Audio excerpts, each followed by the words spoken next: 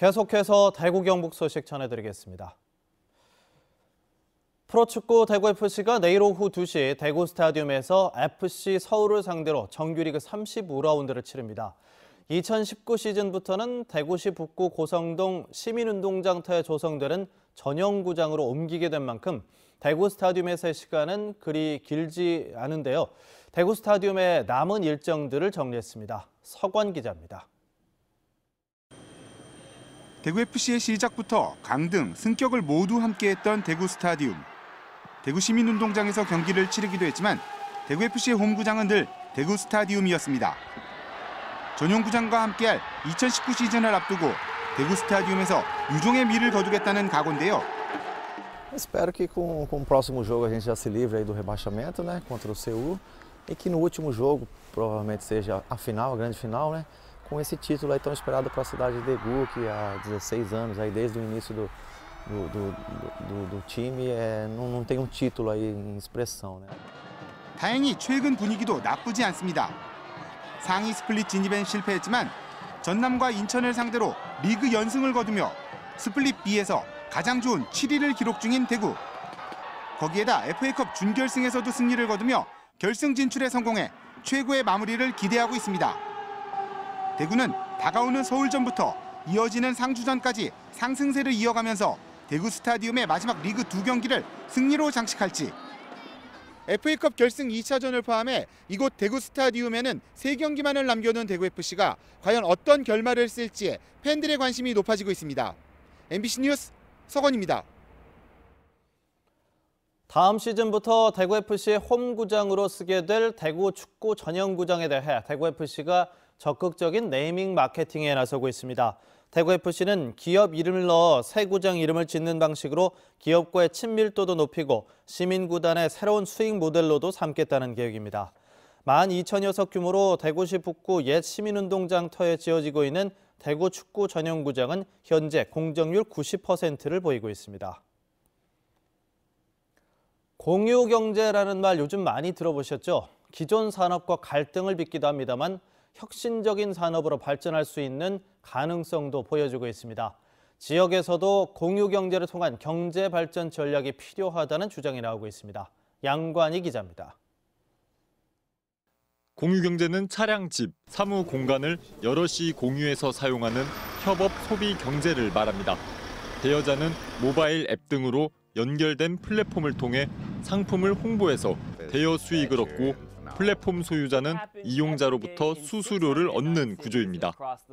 우버와 에어비앤비가 공유 경제의 성공 사례로 꼽히고 있습니다. 공유 경제 시장은 오는 2025년 370조 원 규모로 커질 것으로 전망돼 혁신 성장 산업으로 떠오르고 있습니다. 이 때문에 지방 정부의 공유 자원 정보 인프라 구축이 시급하다는 주장이 제기되고 있습니다. 많은 데이터와 자원을 갖고 있는 것은 사실 지방 정부가 많이 갖고 있습니다. 네. 지방 정부나 공공기관들이 많이 갖고 있고요. 네. 뭐 토지, 네. 그다음에 공간, 그리고 뭐 여러 자원들을 갖고 있기 때문에 그것을 저는 우선 좀 공개를 할 필요가 있다고 봅니다.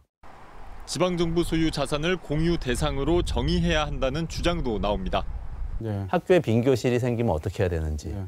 행정관서에 빈 사무실 생기면 어떻게 해야 되는지 이렇게 거기에 대한 이 정의가 안 돼 있는데 네. 그런 것들은 일단 공유를 해야 된다는 원칙을 또 한번 가다듬을 필요가 있다. 무엇보다 지방정부와 공공기관, 민간이 생각과 기술을 공유하는 것이 필요하다는 지적입니다.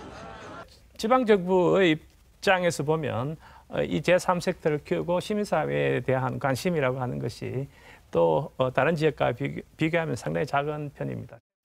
내일 방송하는 대구 MBC TV 토론 시사톡톡은 공유경제가 지역 혁신 산업으로 발전할 수 있는 가능성을 알아봅니다. MBC 뉴스 양관입니다. 성주와 김천 주민들이 오늘 청와대 앞에서 사드 배치 철회를 촉구하는 기자회견을 가졌습니다.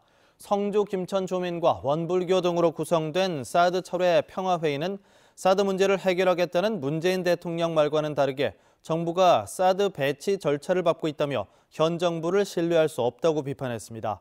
이들은 사드 문제를 해결하기 위한 행동을 보여달라고 청와대에 촉구했습니다. 대구문화방송이 오늘 신입사원 공개 채용을 위한 필기시험을 사옥 강당에서 치렀습니다.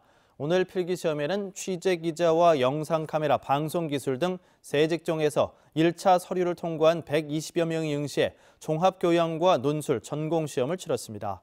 필기시험 합격자는 오는 7일 대구문화방송 홈페이지를 통해 발표되고 실무 면접과 최종 면접 등을 거쳐 최종 합격자가 가려집니다. 프로야구 삼성 라이온즈가 2019 시즌을 대비하는 마무리 캠프를 일본 오키나와에서 펼칩니다. 삼성 라이온즈는 오는 28일까지 26박 27일간의 일정으로 펼치는 이번 캠프에서 기본기와 체력 위주의 훈련을 시작으로 캠프 막바지에는 현지에서 훈련 중인 KBO 리그 팀들과 연습 경기도 치를 예정입니다. 이번 캠프에는 마운드의 젊은 피로 주목받는 최충현과 최채흥, 양창섭, 또 이번 2차 지명으로 팀에 합류한 해외파 이학주 등 모두 32명의 선수들이 함께합니다. 대구 경북에 거주하는 외국인 주민 수가 12만 명을 넘었습니다. 행정안전부가 발표한 2017년 지방자치단체 외국인 주민 현황을 보면 지난해 11월 기준 대구와 경북에 거주하는 외국인 주민은 각각 4만 2천여 명과 8만 3천여 명으로 모두 합쳐 12만 6천 명입니다.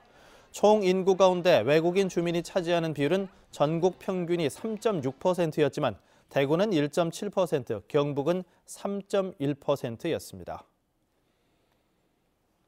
노후를 준비하는 성인이 생각하는 월 평균 노후 생활비는 250만 원이었습니다. 국민연금공단에서 올해 1월부터 8월까지 상담을 받은 성인 2,030명은 은퇴부터 사망까지 필요한 적정 생활비를 평균 8억 2천만 원, 월 평균 250만 원으로 생각했습니다. 하지만 이들이 준비할 수 있는 자금은 평균 4억 1천만 원에 그쳤습니다.